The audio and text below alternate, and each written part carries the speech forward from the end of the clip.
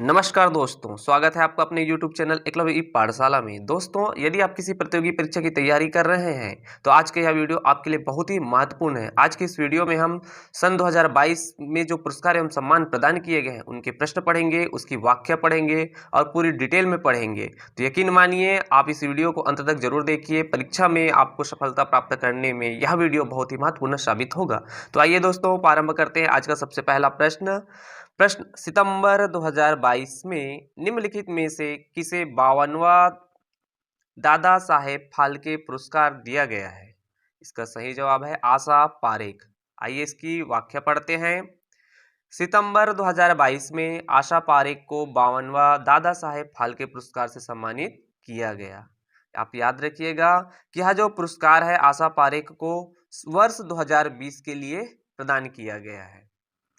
वर्ष 2018 और 2019 के लिए दादा साहेब फाल्के पुरस्कार क्रमशः अमिताभ बच्चन, तो अमिताभ बच्चन को 2018 के लिए दादा साहब फाल्के पुरस्कार दिया गया था। वहीं पर 2019 के लिए रजनीकांत को और 2020 के लिए आशा पारेख को, जो आशा पारेख है उनको 2020 के लिए दादा साहेब फाल्के पुरस्कार दिया। आप ये तीनों सन और इन नामों को याद में रखिएगा। ये प्रश्न क्रम में मिलाने के लिए भी आता है कि सन 2019 में किसे दादा साहेब फाल्के पुरस्कार दिए गए थे।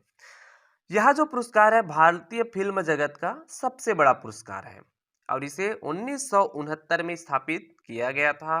दादा साहेब फाल्के पुरस्कार वर्ष 1969 में देविका रानी को प्रदान किए गए थे। तो सबसे पहला दादा साहेब फाल्के पुरस्कार प्रदान किए गए थे वो था देविका रानी। तो इस प्रकार इस प्रश्न की पूरी व्याख्या आप याद रखिएगा। आइए अगला प्रश्न देखते हैं। निम्नलिखित में से किसे 31वां सरस्वती सम्मान से सम्मानित किया गया? तो इसका उत्तर है प्रोफेसर रामदरस मिश्र। आइए इसकी व्याख्या देखते हैं।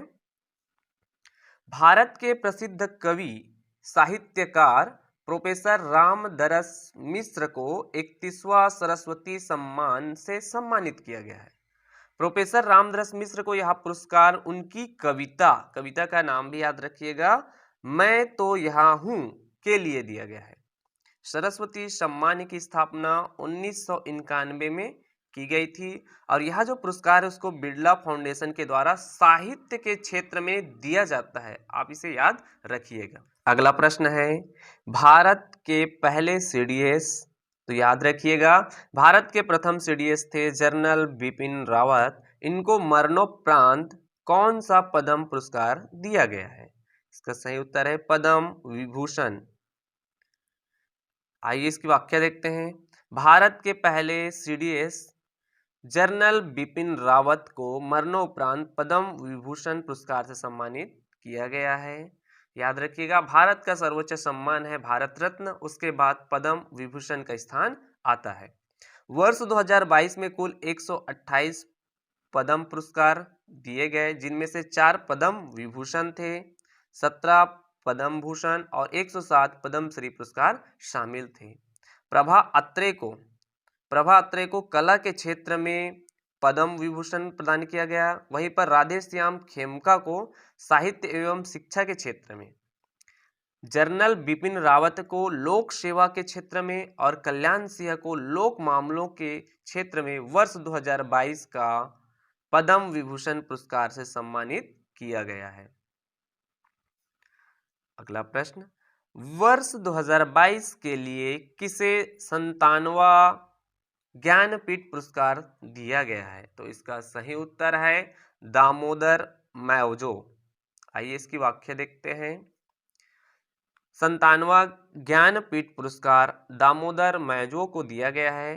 नीलमणि फुकन को 56वां ज्ञानपीठ पुरस्कार दिया गया था। क्रम भी याद रखिएगा कि 56वां किसको दिया गया था और 97वां किनको। ज्ञानपीठ पुरस्कार भारत का सर्वोच्च साहित्य पुरस्कार है। साहित्य के क्षेत्र में दिया जाने वाला यह पुरस्कार क्या है? ज्ञानपीठ पुरस्कार। यह पुरस्कार भारतीय संविधान की 8वीं अनुसूची में लिखित भाषाओं में तथा अंग्रेजी में दिया जाता है और भारतीय संविधान की 8वीं अनुसूची में 22 भाषाओं का उल्लेख है। तो उन्हीं 22 भाषाओं पर जो साहित्य लेखन करते हैं उनको ज्ञानपीठ पुरस्कार प्रदान किया जाता है। यह भारत का सर्वोच्च साहित्य पुरस्कार है। अब आप यहाँ पर याद रखिएगा कि अगर प्रश्न ये पूछा जाए कि ज्ञानपीठ पुरस्कार कितनी भाषाओं में प्रदान किया जाता है, तो याद रखिएगा भारतीय संविधान में उल्लेखित 22 भाषा प्लस अंग्रेजी। अब आपके मन में यह सवाल आ रहा होगा क्या कि अंग्रेजी भाषा का भारतीय संविधान में उल्लेख है कि नहीं। कई बार ये प्रश्न डायरेक्ट भी पूछे गए हैं कि किस भाषा का भारतीय संविधान की 8वीं अनुसूची में उल्लेख है या नहीं है। तो आप याद रखना कि अंग्रेजी भाषा का भारतीय संविधान की 8वीं अनुसूची में उल्लेख नहीं है। तो 22 भाषाओं में जो 8वीं अनुसूची में उल्लेखित है और वहीं पर अंग्रेजी भाषा में ज्ञानपीठ पुरस्कार प्रदान किया जाता है। आइए अगला प्रश्न देखते हैं। अक्टूबर 2022 में बुकर पुरस्कार किसने जीता है। तो इसका सही जवाब होगा सेहान करुणा तिलका। इसकी व्याख्या देखते हैं।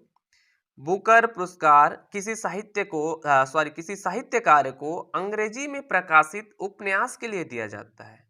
यह महत्वपूर्ण तथ्य है, याद रखिए कि जो बुकर पुरस्कार है उसको किसे प्रदान किया जाता है। कोई भी साहित्यकार जिसकी अंग्रेजी में उपन्यास प्रकाशित होता है उसे बुकर पुरस्कार दिया जाता है। वहीं पर अंतरराष्ट्रीय बुकर पुरस्कार किसी भी साहित्यकार को या किसी भी साहित्यकार के द्वारा किसी भी भाषा में रचित कृति जिसका अंग्रेजी में अनुवाद किया गया हो के लिए दिया जाता है। बुकर पुरस्कार तो किसी भी साहित्यकार को अंग्रेजी में प्रकाशित उनके उपन्यास के लिए दिया जाता है। वहीं पर अंतरराष्ट्रीय बुकर पुरस्कार किसी भी साहित्यकार को, कोई भी साहित्यकार जिन्होंने उपन्यास लिखा है उनकी जो रचना है, उनकी जो कृति है उसका अंग्रेजी में अनुवाद करने पर दिया जाता है।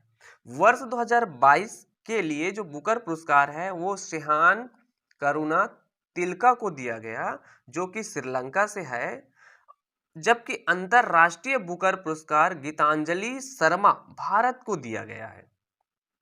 गीतांजलि शर्मा जिन्होंने यह पुरस्कार दिया गया है, तो उनकी जो रचना था, उनकी जो पुस्तक है वो है रेत की समाधि के लिए दिया गया है, जिसका अनुवाद अमेरिकी लेखिका डेजी रूपवेल ने किया है। यह भारतीय भाषा की पहली पुस्तक है जिसके लिए अंतरराष्ट्रीय बुकर पुरस्कार मिली है। तो भारत की प्रश्न यहाँ पे ये बन सकता है कि भारत की प्रथम अंतरराष्ट्रीय पुरस्कार प्राप्त करने वाली, अंतरराष्ट्रीय बुकर पुरस्कार प्राप्त करने वाली पहली लेखिका कौन है। तो गीतांजलि शास्त्री। पुस्तक का नाम भी याद रखिएगा, रेत की समाधि, और इसका अंग्रेजी में अनुवाद किसने किया था, अमेरिकी लेखिका डेजी रूपवेल। आइए अगला प्रश्न देखते हैं। ऑस्कर पुरस्कार 2022 में किस फिल्म को सर्वश्रेष्ठ फिल्म का पुरस्कार प्रदान किया गया है। तो इसका उत्तर है कोड़ा। कोड़ा जो फिल्म है उसको 94 ऑस्कर पुरस्कार में सर्वश्रेष्ठ फिल्म का पुरस्कार प्रदान किया गया है। इसकी व्याख्या देखते हैं। 94 ऑस्कर पुरस्कारों में सर्वश्रेष्ठ फिल्म का पुरस्कार कोड़ा फिल्म को मिला है। वहीं पर सर्वश्रेष्ठ अभिनेता विल स्मिथ और इनका फिल्म का नाम है किंग रिचर्ड।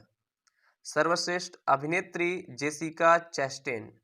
सर्वश्रेष्ठ डायरेक्टर जॉन कैम्पियन और इनका फिल्म का नाम है द पावर ऑफ डॉग।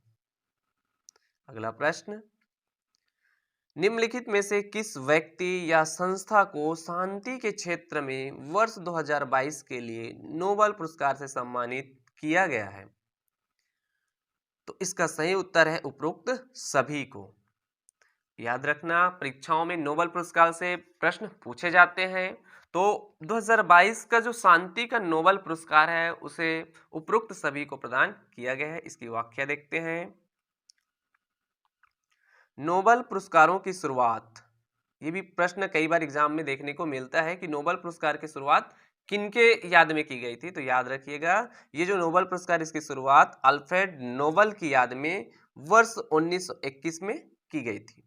यहाँ पुरस्कार कितने क्षेत्रों में दिया जाता है ये भी प्रश्न आता है। तो ये पुरस्कार 6 क्षेत्रों में दिया जाता है, और वो क्षेत्र कौन कौन से हैं, चिकित्सा, भौतिक, रसायन, शांति, साहित्य और अर्थशास्त्र। शुरुआत में अर्थशास्त्र में नहीं दिया जाता था, 1968 से अर्थशास्त्र में भी नोबेल पुरस्कार दिए जाने प्रारंभ किए। अब शांति का जो नोबेल पुरस्कार 2022 है वो मेमोरियल रूस centre for civil liberties Ukraine Ales Bialiatski को दिया गया है। मतलब संयुक्त रूप से 2022 का नोबेल पुरस्कार इन तीनों को प्रदान किया गया है। आइए अगला प्रश्न, रसायन का नोबेल पुरस्कार 2022 किसे प्रदान किया गया है? तो इसका सही उत्तर होगा उपरोक्त सभी। इसकी व्याख्या देखते हैं। रसायन का नोबेल पुरस्कार 2022 क्लिक केमिस्ट्री और बायो ऑर्थोगोनल केमिस्ट्री के लिए, इनके विकास के लिए संयुक्त रूप से इन तीनों को प्रदान किया गया है। अगला प्रश्न, अर्थशास्त्र का नोबेल पुरस्कार 2022 किसे प्रदान किया गया है? तो इसका सही उत्तर होगा उपरोक्त सभी। इसकी व्याख्या, अर्थशास्त्र का नोबेल पुरस्कार 2022 उपरोक्त सभी को प्रदान किया गया है। क्यों प्रदान किया गया है? बैंक और वित्तीय संकट पर अनुसंधान करने के लिए इन्हें संयुक्त रूप से यह नोबेल पुरस्कार दिया गया। साहित्य का जो नोबेल पुरस्कार था वो 2022 एनी एर्नाक्स को दिया गया। क्यों दिया गया?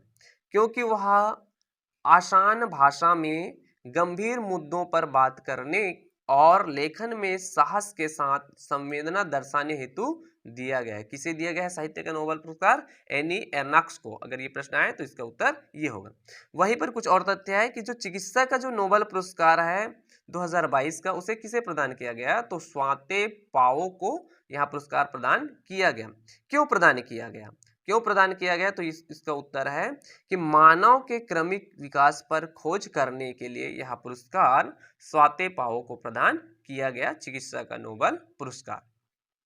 अगला प्रश्न, एक और वाक्य है इसमें कि भौतिक का जो नोबेल पुरस्कार है 2022 का, उसे किन्हें प्रदान किया गया? तो 3 वैज्ञानिकों को संयुक्त रूप से यह पुरस्कार दिया गया, जिनमें एक है एलन एस्पेक्ट, दूसरा जॉन एफ क्लाउजर और तीसरा है एटोन जिंगलर। क्यों दिया गया भौतिक का नोबेल पुरस्कार इन तीनों को संयुक्त रूप से? तो क्वांटम मैकेनिक्स के क्षेत्र में शानदार काम करने के लिए यह पुरस्कार इनको प्रदान किया गया। आगे एक महत्वपूर्ण प्रश्न है कि हाल ही में किसे एबल पुरस्कार 2022 से सम्मानित किया गया है? तो इसका सही उत्तर है डेनिस सुलिवन। आइए इसकी व्याख्या देखते हैं कि डेनिस सुलिवन को एबल पुरस्कार 2022 से सम्मानित किया गया। इनका जो है वो है टोपोलॉजी बीज गणितीय ज्यामिति में योगदान के लिए यह पुरस्कार इनको प्रदान किया गया है। डेनिस सुलिवन को यह पुरस्कार 2022 का प्रदान किया गया। यह जो पुरस्कार है गणित के क्षेत्र में उत्कृष्ट कार्य करने के लिए दिया जाता है और यह पुरस्कार वर्ष 2002 में स्थापित किया गया। अक्सर प्रश्न कब से प्रारंभ किया गया ये भी पूछा जाता है, तो इन महत्वपूर्ण तथ्यों को आप याद रखिए।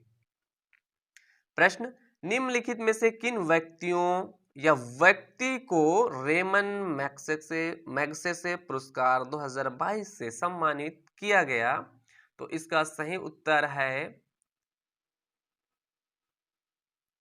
बर्नार्ड मैड्रिड, गैरी बेचिंग व सिद्धार्थ छिम, तदाशी हटोरी या उपरोक्त सभी? तो इसका सही उत्तर है उपरोक्त सभी। इसकी व्याख्या देखते हैं। वर्ष 2022 के रेमन मैग्सेसे पुरस्कार से बर्नार्ड मैड्रिड, गैरी बेचिंगी व सिद्धार्थ छिम, तदाशी हटोरी को सम्मानित किया गया। इन संयुक्त रूप से इन सब को वर्ष 2022 के रेमन पुरस्कार से सम्मानित किया गया। अब इसकी कुछ महत्वपूर्ण तथ्य देखते हैं रेमन पुरस्कार को। तो रेमन पुरस्कार को एशिया का नोबेल पुरस्कार कहा जाता है। याद रखिए दोस्तों, वीडियो के माध्यम में हमने वीडियो के माध्यम हमने नोबेल पुरस्कार के बारे में पढ़े थे। इसे यहीं पे एक प्रश्न आ रहा है कि एशिया का नोबेल पुरस्कार किसे कहा जाता है, तो रेमन मैग्सेसे को कहा जाता है और इस पुरस्कार की शुरुआत वर्ष 1957 में किया गया था। आइए फिल्म जगत से कुछ महत्वपूर्ण प्रश्न। तो 67वें फिल्म फेयर पुरस्कारों में सर्वश्रेष्ठ फिल्म का पुरस्कार किसे दिया गया है, तो यह जो सर्वश्रेष्ठ फिल्म का पुरस्कार पाने वाला फिल्म है वो है शेर शाह।